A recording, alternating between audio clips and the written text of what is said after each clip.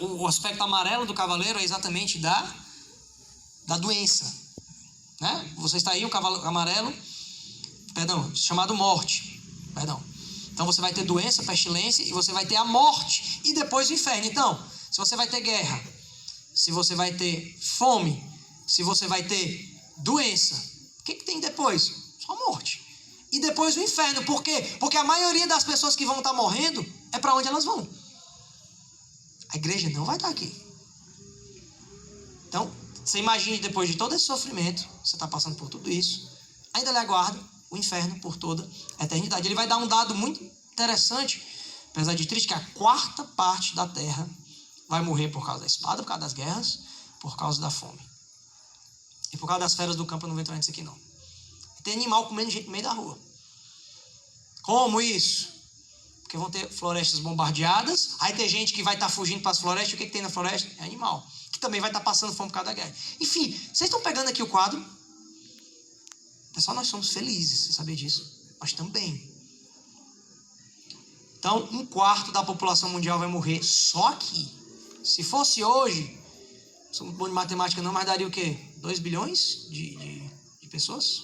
Talvez, mais ou menos. 2 bilhões de pessoas. Quantos milhões a Covid matou?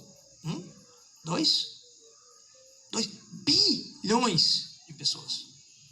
E a tendência é que a população aumente. Então não vai ser só 2 bilhões, vai ser mais gente. E aí depois de citar guerras, pestes, Jesus fala de um 5º sinal. Terremotos. A gente não tem muito terremoto no Brasil. E são muito comuns em várias partes do mundo. Mas eles vão ocorrer com frequência assustadora, nunca vista em Apocalipse. E aí vocês fiquem em Apocalipse ainda, que vai ter lá no versículo 12 e 14, um terremoto muito especial. Olha só. Vi quando o Cordeiro abriu o 6º selo e sobreveio o grande terremoto. O sol se tornou negro como saco de crina e a lua como sangue. As estrelas do céu caíram pela terra como figueira, quando abalada por vento forte. Deixa cair os seus figos verdes, e o céu recolheu-se como um pergaminho quando se enrola. Então todos os montes e ilhas foram movidos do seu lugar. O que todas essas desgraças que a gente viu até agora, elas têm em comum? São coisas meio causadas pelo homem, né? Guerra, aí causa fome, etc, etc. Isso aqui não é causado pelo homem. Isso aqui é quando a tribulação começa a adquirir um aspecto sobrenatural.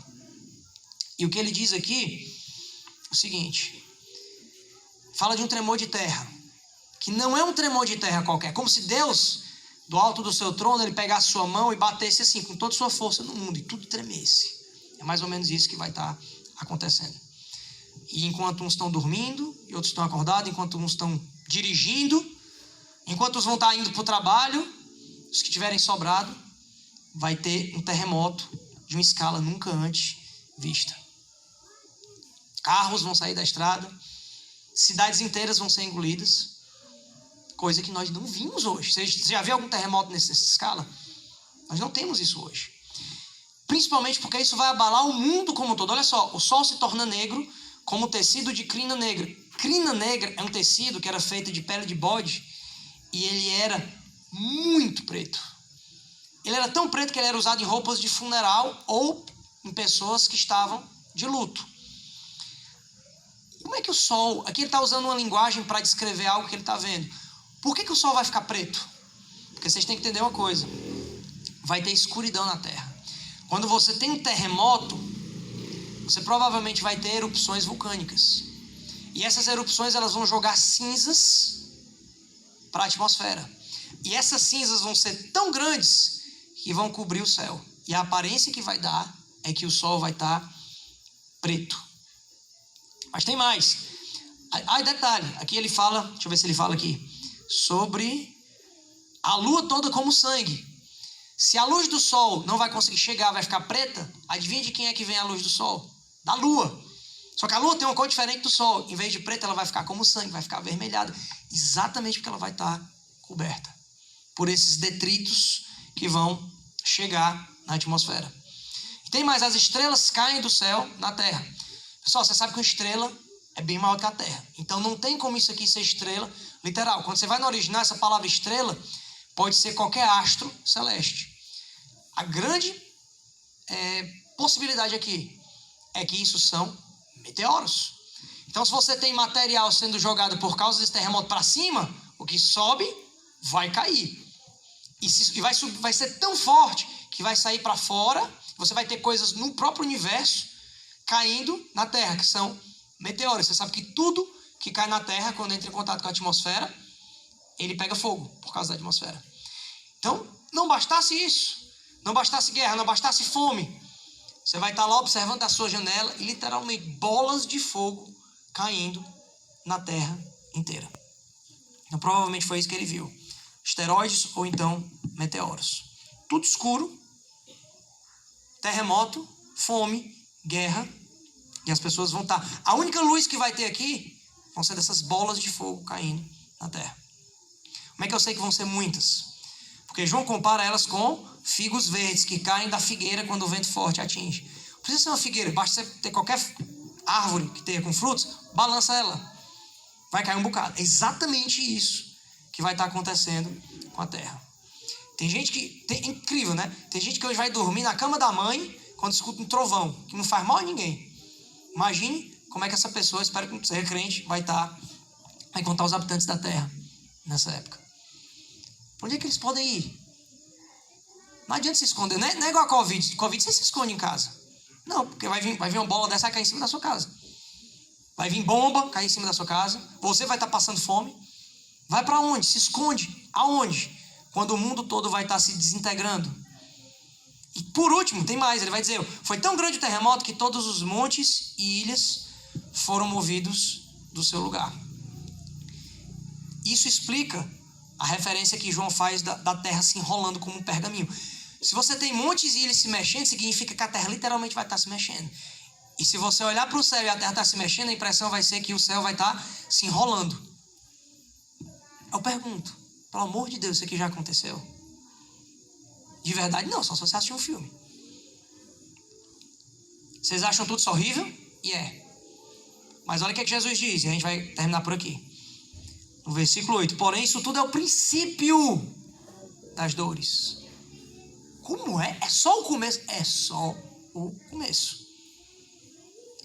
Até agora, nós narramos, se você prestou atenção em Apocalipse, 6 selos. Tem mais um. Ah, só tem mais um. Detalhe, só vai ficar faltando um. Só que nesse cada selo, esse último selo, ele vai se desdobrar em 7 julgamentos, 7 trombetas. E na última trombeta se desenrola em 7 taças. Total são 21 julgamentos. Aqui só aconteceu 6. Por isso que é o princípio das dores. E se você for lá no original, são dores de parto. O que ele está querendo dizer com isso? Hoje em dia, as mulheres, a maioria delas, pelo menos, não tem mais filho de forma natural. Mas até aquelas que vão para cesárea, que a bolsa estoura, etc., sabe que as contrações elas não começam uma atrás da outra. Tanto é que o médico, quando vai ver se está perto de nascer, ele quer saber o intervalo das contrações. Como é que começa as dores de parto? Começa, dá uma dor... Eu estou falando aqui não é por experiência, mas pelo que a gente observa. Então, dá uma dor, passa, depois vem outra, aí começa a aumentar o intervalo. O que ele está dizendo é o seguinte, isso é só o princípio das dores. Então, tem um julgamento, guerra. Passa um tempo, tem outro julgamento.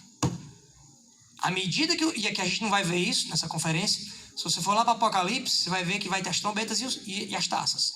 Nas trombetas, a frequência já é maior. E nas taças? As taças, pela natureza dos julgamentos lá, não tem como ser mais do que mês. Porque a vida no mar vai se acabar, vão ser destruídas as florestas e tudo. Isso ao longo dos 7 anos vai acontecer. Mas aqui é o princípio das dores. É só o começo. O que vai estar nascendo? Não é dores de parto? Dores de parto está nascendo a criança. O que vai estar nascendo? O reino de Deus. O reino de Deus ele vai nascer mediante dores de parto. E quando as dores estiverem assim, é que o nosso Senhor Jesus Cristo vai rasgar os céus e vai vir não buscar a sua igreja. Nós já vamos estar vindo com ele. Ele vai estar vindo para reinar com a sua igreja.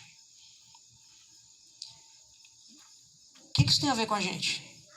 Acabei de dizer, e eu sei que os irmãos também pensam dessa forma, que a gente não vai passar por isso.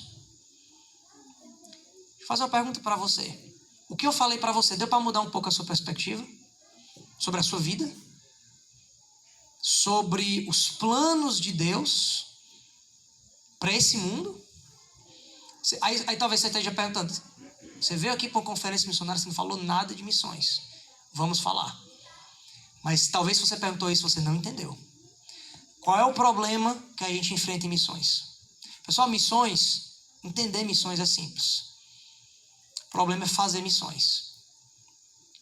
Tem um abismo entre entender e fazer. Porque nesse abismo existe o aplicar o entendimento de missões. A gente quer fazer as coisas muito, o pessoal diz, na doida, vamos fazer de todo jeito. E um dos problemas que nós temos nas igrejas é falta de gente que serve. E o servir aqui é servir de botar a mão na massa e, inclusive, de doações. Missões tem dois aspectos. Você pode tanto fazer missões, como você pode apoiar missionários. Por que a gente tem esse problema?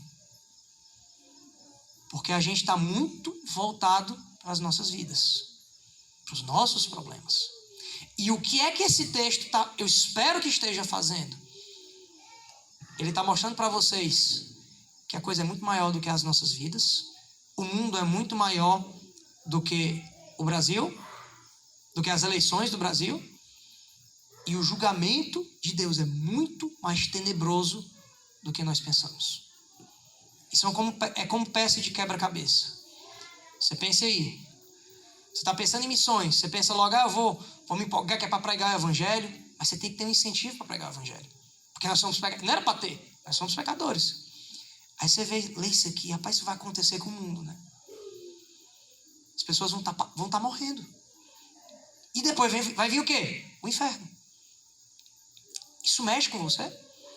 Isso lhe incentiva, pelo menos, a pensar em missões? Eu não vou muito além porque eu quero deixar para amanhã. Mas vocês estão começando a ver onde é que eu quero chegar? Quem tem uma escatologia boa vai ter uma perspectiva boa de missões. Porque o que a escatologia vai fazer? Ela vai lhe dar uma urgência. E missões é urgente. Porque tudo isso aqui vai acontecer, mas antes a igreja vai ser arrebatada. E quando é que a igreja vai ser arrebatada? Pode ser hoje? Pode ser amanhã? Pode ser. Podia ser na época de Paulo? Podia. E a gente está só aqui, ó, de braços cruzados. A gente vai ver amanhã, vai ter missionário durante a tribulação. Mas não vai ser mais a igreja. A nossa oportunidade é agora. Porque se amanhã Jesus voltar, ou daqui a 1 ano, ou daqui a 10, sinceramente, olhando pelo que a igreja tem feito, não é suficiente. E por que a igreja não tem feito? Porque a gente se acomodou. Porque a nossa escatologia é ruim. Porque a gente não entende o que está vindo. A gente se preocupa com o preço da gasolina. E se eu vou ter a minha manteiguinha para passar no meu pão? Olha o tamanho do que vai acontecer. E você é preocupado com a manteiga do pão. Aí você quer incentivar missões? Você não consegue nem parar de pensar em você. Quanto mais pensar nos outros. Se você não consegue, olha só. Você não consegue pensar em missões para pessoas que estão perecendo no inferno, que vá para a Europa. Os franceses estão muito bem, obrigado. Vão tudo para o inferno. A maioria são ateus. Quantos missionários nós temos na França? Pouquíssimos. Você pensa em Europa, coisa boa? Europa é cemitério de missionário. É o canto mais difícil de pregar o evangelho. O missionário estava no Japão, dificílimo. Dificílimo. A maior parte da população lá é de ateus. Mas o que a gente faz a respeito disso? Os japoneses vivem muito bem. Eu estou falando de pessoas aqui que não só vão para o inferno, mas que vão passar por um julgamento severo. Pessoas que vão passar por um julgamento que nós não temos ideia. Então, a gente não consegue, olha só, a gente não consegue se compadecer pelo menor, vai se compadecer pelo maior. A gente está acomodado aqui. Como é que a gente vai conseguir ver missões no futuro? Principalmente eu dizendo que a gente não vai estar aqui. A gente não consegue fazer o que nós deveríamos fazer, que é patrocinar missões enquanto a gente está aqui.